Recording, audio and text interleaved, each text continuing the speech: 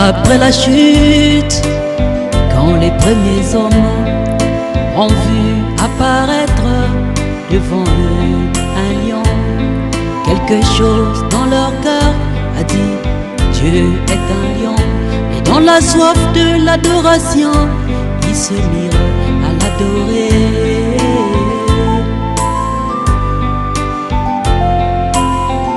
Et ils adorèrent la création au lieu d'adorer le Créateur, Dieu lui-même.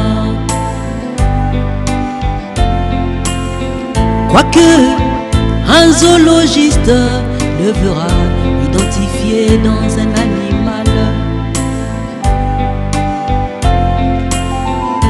mais on n'adore pas la création, on adore le Créateur, Dieu lui-même.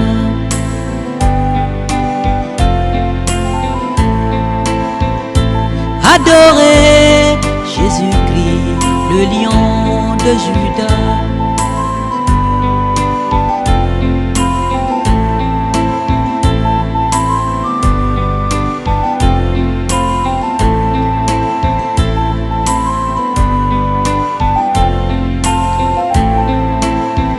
Après la chute, quand les premiers hommes ont vu apparaître les astres du zodiaque, quelque chose dans leur cœur a dit Dieu est une étoile.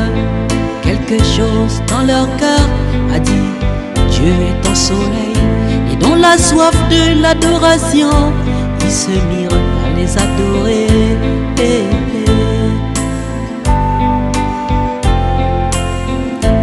ils adorèrent la créature au lieu d'adorer le Créateur, Dieu lui-même.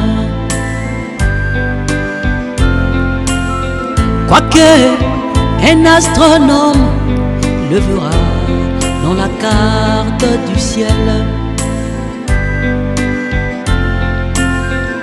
et on n'adore pas la créature, on adore le Créateur, Dieu lui-même.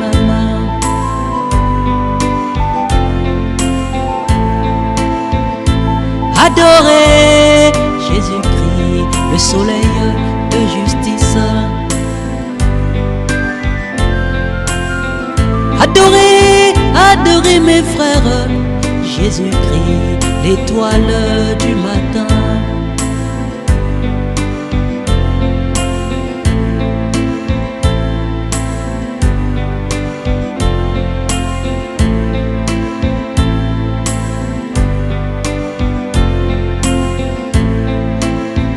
Après la chute, quand les premiers hommes ont vu devant eux des vastes étendues des eaux, quelque chose dans leur cœur a dit Dieu est un fleuve.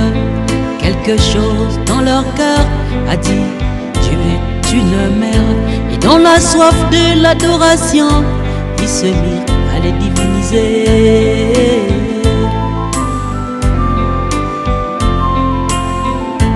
Ils adorèrent la création au lieu d'adorer le Créateur, Dieu lui-même. Quoique un marin le verra dans les eaux,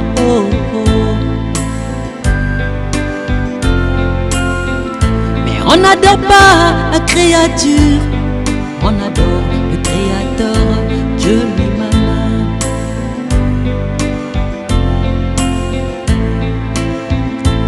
Adorez Jésus-Christ, l'océan d'amour. Adorez, adorez mes frères, Jésus-Christ, le fleuve de vie.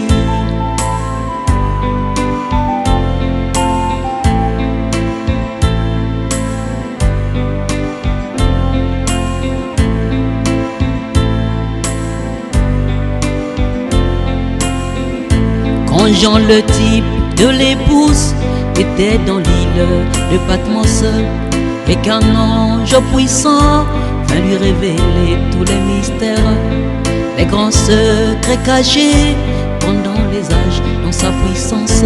Vu cette grande démonstration de force, Jean voulut se prosterner pour l'adorer. Mais il dit qu'à toi de le faire, je ne suis qu'un frère, un compagnon des prophètes.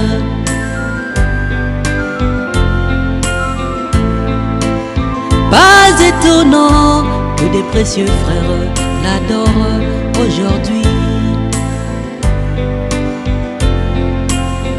Mais si vous persistez dans cette voie, c'est cela, le serpent écrasé.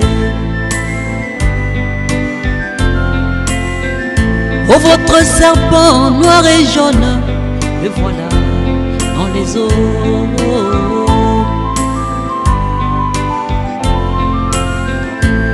Pourquoi adorer un homme alors que nous avons reçu la même chose?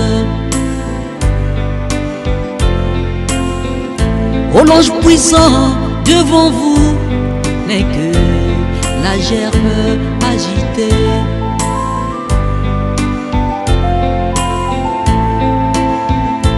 Adorez Jésus, la parole, devant la face de votre cœur.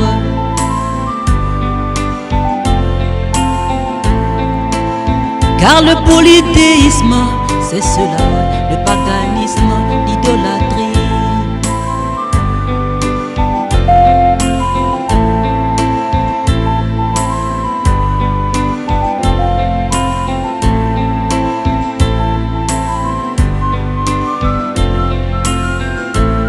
Tout a été créé par lui, et pour lui, pour sa gloire. Sa divinité se voit à l'œuvre quand on le considère dans son ouvrage. Un mathématicien le verra dans ses calculs. Un physicien le verra dans un atome. Un biologiste le verra dans la cellule. Un marin le verra dans les eaux. Même un archéologue le verra dans la pyramide.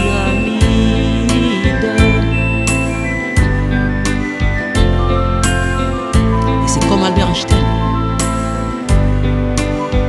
quand il a étudié sa théorie des grandes cordes sur la relativité restreinte. Frère Branham nous dit que Albert Einstein est arrivé à des grandes conclusions, qu'il avait découvert la formule de l'éternité. Mais malheureusement, il en avait fait une application charnelle. Le nom nouveau de Dieu parle de sa nouvelle nature. Combien de fois aujourd'hui l'Église ne se comporte pas de la même manière? Non mes frères, ne faisons pas l'application charnelle des choses. C'est Jésus-Christ, le grand centre lumineux. C'est Jésus-Christ qui est le vrai soleil.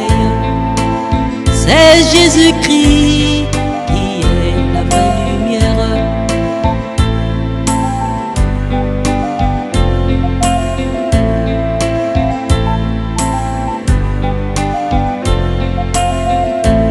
Tout a été créé par lui, et pour lui, pour sa gloire. La nature tout entière, l'expression de l'invisible.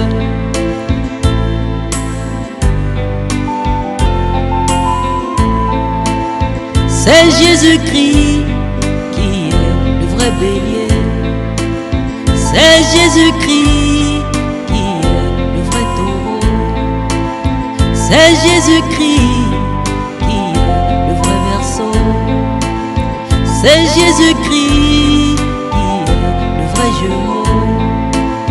C'est Jésus-Christ le vrai Capricorne.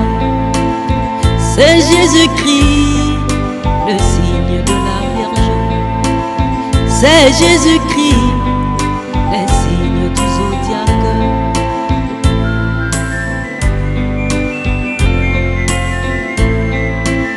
C'est Jésus-Christ la pierre de jaspe. C'est Jésus-Christ la pierre de sardoine. C'est Jésus-Christ